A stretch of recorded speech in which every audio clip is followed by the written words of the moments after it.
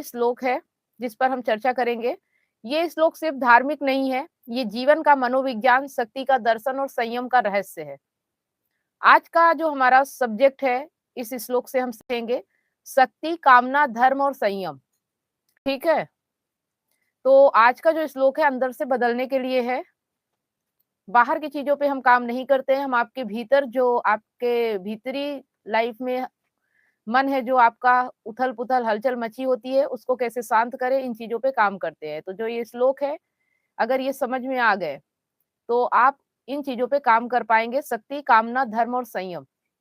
ठीक है, अगर इन पे काम कर लिया तो जीवन बदले ना, ऐसा संभव नहीं है। तो जो हमारा श्लोक है, बलम बलवंताम चाहम कामरागविवर्जितम धर्मा विरुद्धो भूतेषु कामोस्मि भरतवर्ष।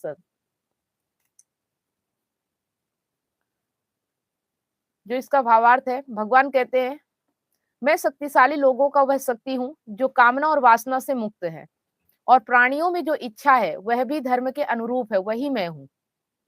प्राणियों में जो इच्छा होती है तो वह धर्म के अनुरूप है, तो कृष्ण है। अगर धर्म के अनुरूप नहीं है तो वहां पे कृष्ण नहीं है। अब धर्म की परिभाषा क्या होती है वो हमने गीता में अच्छे से समझा है। लोग धार्मिक धर्म की बात हम नहीं कर रहे हैं। तो यह श्लोक एक लाइन में बहुत बड़ा सत्य कह देता है। हर शक्ति ईश्वर नहीं होती, हर इच्छा पवित्र नहीं होती, और हर चाह धर्म नहीं होता। ठीक है, ये चीज आप याद रखिएगा कि हर शक्ति ईश्वर नहीं होती, हर इच्छा पवित्र नहीं होती, हर चाह धर्म नहीं होती। भगवान कहते हैं मैं वह शक्ति हूँ जो वासना से मुक्त है।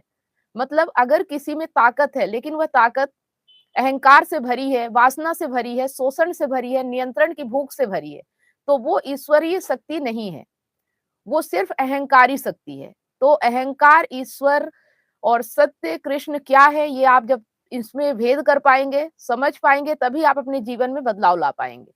आपको ये समझना होगा कि आपके भीतर जो भी शक्तियां हैं या जो ताकत है आपके अंदर, वो कहाँ से संचालित हो रही है। अहंकार से भरी है, वासना से भरी है, शोषण से भरी है, नियंत्रण की भूख से भरी है। शोषण का मतलब कि आप किसी का शोषण करते हैं सिर्फ अपनी इच्छा के लिए। वासना से भरी है कि अगर आपकी कोई इच्छा हो गई तो वो उसी वक्त पूरी होनी चाहिए, चाहे किसी भी कीमत पे।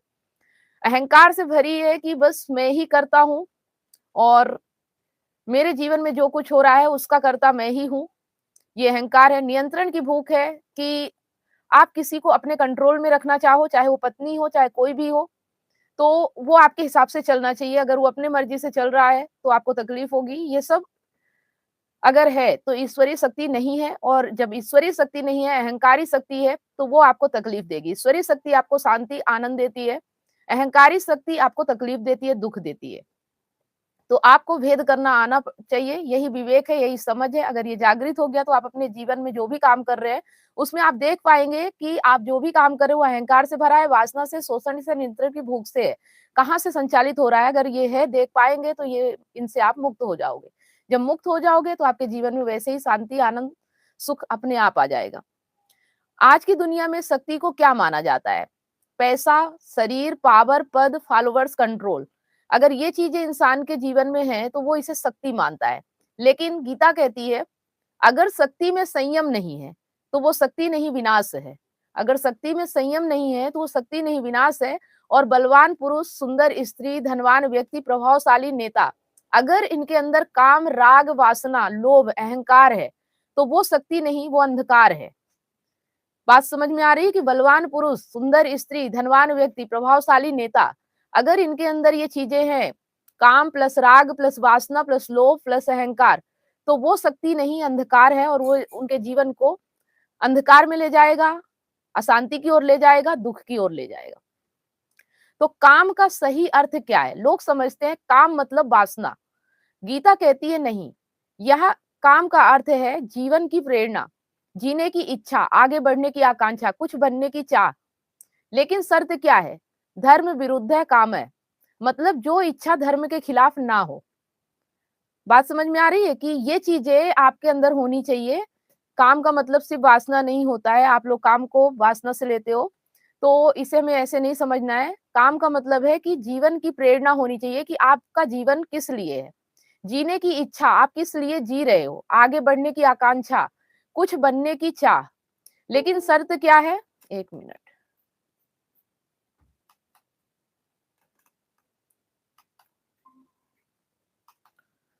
लेकिन शर्त क्या है कि धर्म विरुद्ध काम है, मतलब कि काम धर्म के विरुद्ध नहीं होना चाहिए।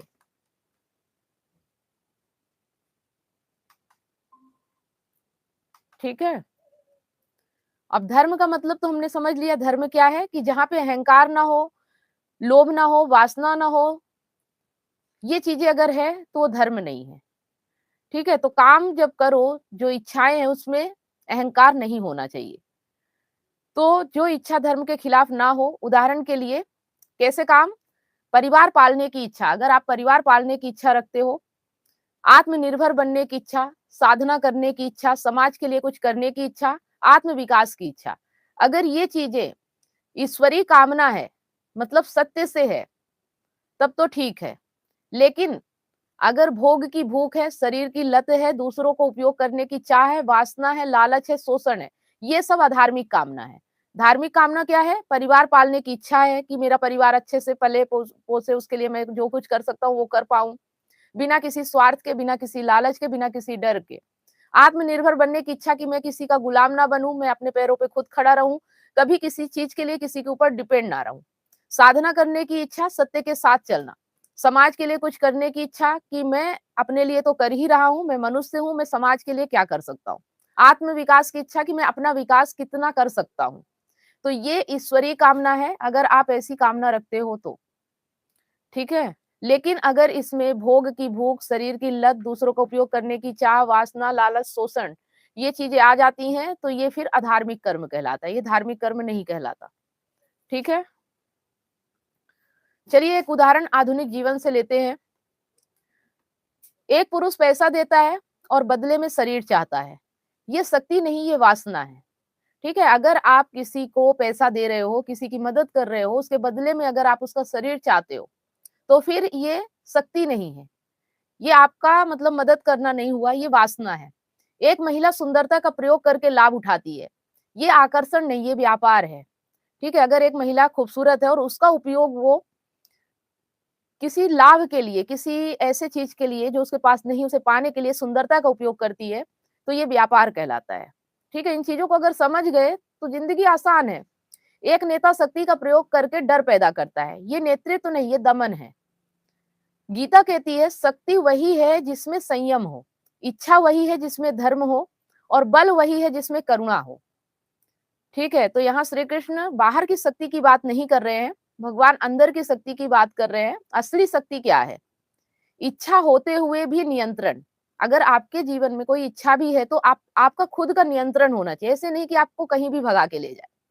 क्रोध आते हुए भी शांति, अगर गुस्सा भी आ रहा है तो आप अपने आप को शांत करने की ताकत रखते हो। भले आप अपनी इच्छा से क्रोध करो, बात अलग है, लेकिन आपका कंट्रोल होना चाहिए। आकर्षण होते हुए भी संयम, किसी के प्रति अगर अट्रैक्ट भी हो रहे हो तो भी उस समय धैर्य, संयम होना चाहिए, विवेक होनी चाहिए, समझ होनी चाहिए कि ये आकर्षण किस चीज के लिए हो रहा है, ये समझ होनी चाहिए। अवसर होते हुए भी धर्म होना चाहिए। अगर आपको कहीं अवसर भी मिल जाए किसी के साथ कुछ करने का, गलत करने का, या कुछ भी ऐसी इच्छा पूरी करने का, तो उस वक्त भी धर्म होना चाहिए कि क्या मैं ये सही कर रहा हूँ, क्या मुझे ऐसा ही करना चाहिए। उस वक्त धर्म होना चाहिए, आपकी समझ जागृत होना चाहिए कि आप जो भी कर रहे हो, आपको मौका मिल गया तो आप उसे छोड़ रहे हो या मौके का फायदा उठा रहे हो, आप कैसे हो वो आपको पता होना चाहिए। ठीक है? जैसे कि एक उदाहरण से समझते हैं कि आपको कहीं भी आप जा रहे हो और आपको 1000 रुपए की नोट पड़ी मिल रही है, तो आप देख रहे हो इधर उधर कि कोई देख तो नहीं रहा है, आप उसे नहीं उठाते हो। इसलिए नहीं उठाते हो कि आपको जरूरत नहीं है, आप सत्य के साथ चलते हो, आप इसलिए नहीं उठाते हो कि लोग देख रहे हैं। लेकिन अगर वही रात के अंधेरे में मिल जाए, उस वक्त आपके पास अवसर है उसे उठाने का, लेकिन उस वक्त अगर आप ना उठाओ कि ये मेरा नहीं है और मैं इसे नहीं उठाऊंगा, होगा किसी का पड़ा हो, उस वक्त अगर आपने धर्म का पालन कर लिया, अवसर तो मौका मिल गया आपको उठाने का, लेकिन उस वक्त अगर आप सत्य पे चल गए, तो ये असली शक्ति है। शक्ति होते हुए भी विनम्रता, आपके पास बहुत ताकत है, लेकिन आप में विनम्रता, अपनी इच्छा से कि आप विनम्र रहो, उस ताकत का प्रदर्शन ना करो। तो ये ईश्वरीय शक्ति है। ये नहीं कि आप शक्ति का अहंकार करो कि मेरे पास बहुत ताकत है, आप किसी को भी परेशान करो, किसी को भी सता रहे हो, ऐसा नहीं होना चाहिए। ठीक है? तो इस श्लोक का जो सार है, हर ताकत भगवान की नहीं होती, हर इच्छा पवित्र नहीं होती, हर आकर्षण में प्रेम नहीं होता, हर संबंध धर्म नहीं होता। यहाँ श्री कृष्ण कहते हैं, मैं वही शक्ति हूँ जो पवित्र है, मैं वही इच्छा हूँ जो धर्म युक्त है, मैं वही बल हूँ जो संयम से भरा है। ठीक है, तो आपको समझ में आ रहा है कृष्ण कहाँ-कहाँ है और कहाँ-कहाँ नहीं है। ऐसा नहीं है कि भगवान ने कहा कि मैं सर्वत्र हूँ, तो इसका मतलब आप जो भी कर्म कर रहे हो उसमें भगवान है, ऐसा नहीं है। क्योंकि आप जो भी कर्म कर रहे हो वो अहंकार से कर रहे हो। अहंकार में भगवान नहीं होता, अहंकार सिर्फ उसकी नकल करता है कि मैं सत्य हूँ, लेकिन वो होता नहीं है। क्यों? क्योंकि वो बार-बार बदल जाता है।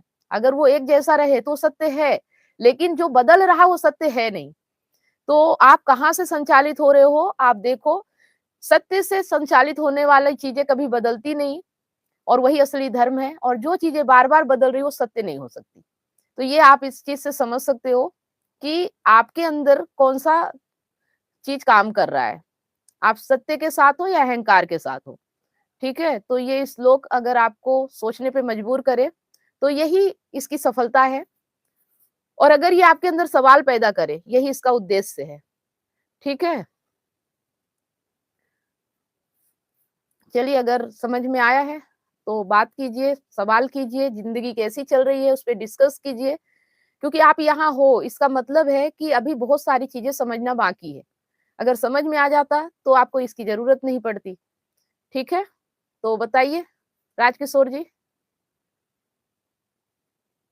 आपने पूरी जो हमने शुरू से आज श्लोक पढ़ा उसका अर्थ और सब कुछ आपने समझा, उससे आपको क्या समझ में आया कि ज़िंदगी में कहाँ पे कमी है, कहाँ गलती हो रही, कहाँ समस्या है और क्यों हमारे जीवन में दुःख है? ये चीज़ें क्या आप समझ पा रहे हो?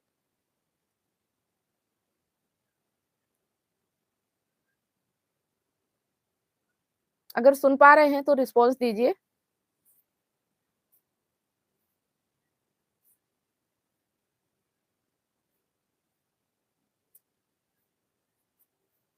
चलिए, कोई बात नहीं, अगर टाइम लग रहा है या आप कहीं ऐसी जगह पे हैं, तो सुनील जी, हाँ, हाँ, बोलिए। रा समझ रहा हूँ थोड़ा ठीक ठीक है, कोई बात नहीं। ओके, सुनील जी आप ठीक है। ठीक है, कोई बात नहीं। सुनील जी, आपको कोई सवाल है तो आप पूछ सकते हैं।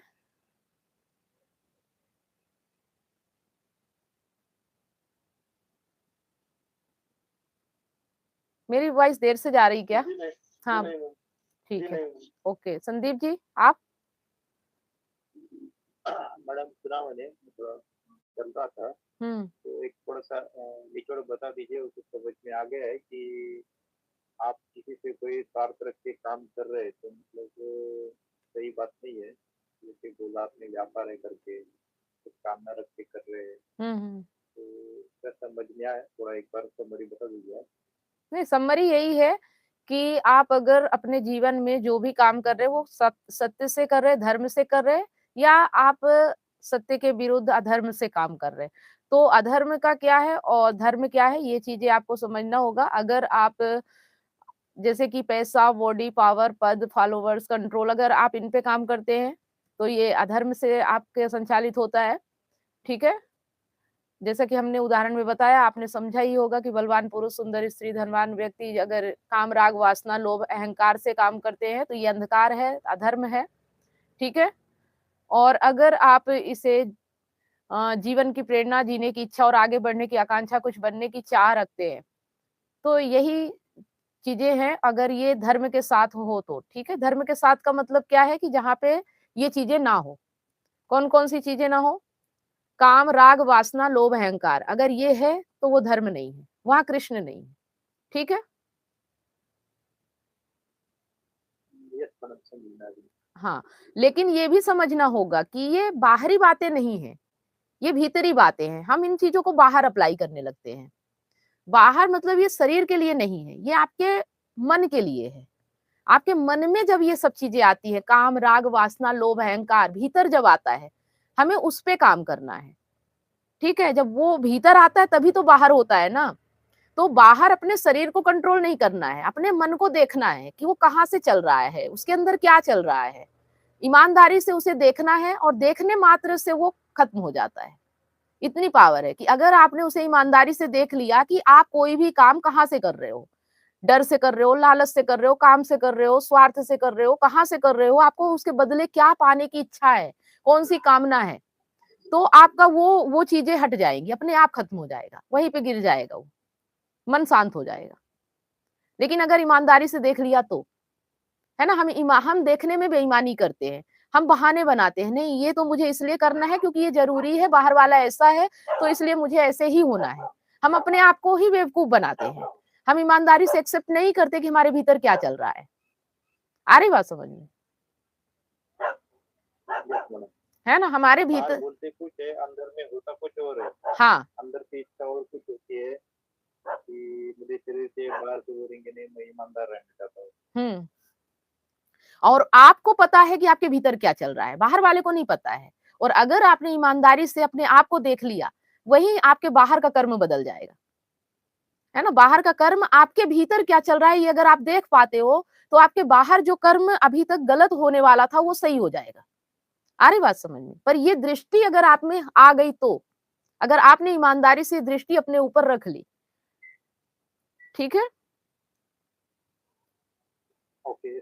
हाँ, इसी को विवेक कहते हैं, इसी को समझ कहते हैं कि अपने आप से ईमानदारी, किसी और से नहीं, ना सफाई देना है, ना किसी को प्रमाणित करना है, ना कुछ, अपने भीतर का अपने आप से ईमानदारी होनी चाहिए कि मैं ये हूँ, मुझे पता है मैं क्या हूँ, और मैं जो हूँ उस पे कायम रहते हुए बाहर कर्म करना, किसी के आगे फिर दिखाने की कोशिश नहीं करना कि मैं कुछ और हूँ, ठीक है। हाँ, मतलब आप जो भी काम कर रहे हो, आप करोगे, ऐसा नहीं, इंसान हो, इंसान की ज़रूरतें हैं, इच्छाएँ हैं, तो पहले भी मैंने बताया है कि उसमें ईमानदारी होनी चाहिए। आप जो भी कर रहे हो, उसमें ईमानदारी हो कि मैं कोई काम क्यों कर रहा हूँ, ठीक है? अगर डर से है, तो बोलो कि हाँ, मैं डरा हुआ हूँ, किससे शर्म करना है, ठीक है? अगर लालच आ रहा है, तो आप कहोगे कि हाँ, मेरे अंदर लालच आया है। अगर जैसे कि आपको किसी व्यक्ति से कोई चीज़ है, कोई काम करना है और आपके अंदर उसके लिए लालच आ गया, तो आप कह सकते हो कि हाँ, मैं इस चीज़ के लिए लालची हूँ, या मेरे अंदर लालच आया। जैसे ही आप ऐसा बोलोगे ना, एक्सेप्ट करोगे अपने आप में भी, तो वो लालच खत्म हो जाएगा। ये ताकत है उसकी, कि अगर आपने एक्सेप्ट कर लिया कि हाँ, मेरे अंदर लालच है और मैं लालच से ही ये काम कर रहा हूँ, उस वक़्त लालच से आप कर ही नहीं पाओगे, क्योंकि अब आपने देख लिया। लालच, अहंकार, डर, ये सब चीज़ें तब तक होती है जब तक आप देख ना पाओ, है ना? जैसे ही आपने देखने की दृष्टि आई, वैसे ही ये खत्म हो जाते हैं। आ रही बात समझ में? है ना? जैसे कि एक कमरे में अगर अंधेरा है, तो वो अंधेरा तब तक है जब तक उसमें प्रकाश नहीं है। जैसे ही एक प्रकाश की छोटी-सी किरण उस कमरे में पहुँचेगी, अंधकार दूर हो जाएगा, अंधेरा रह ही नहीं पाएगा, अंधेरे को मिटना पड़ेगा। अंधेरा तभी तक अंधेरा है जब तक वहाँ प्रकाश नहीं पहुँचा।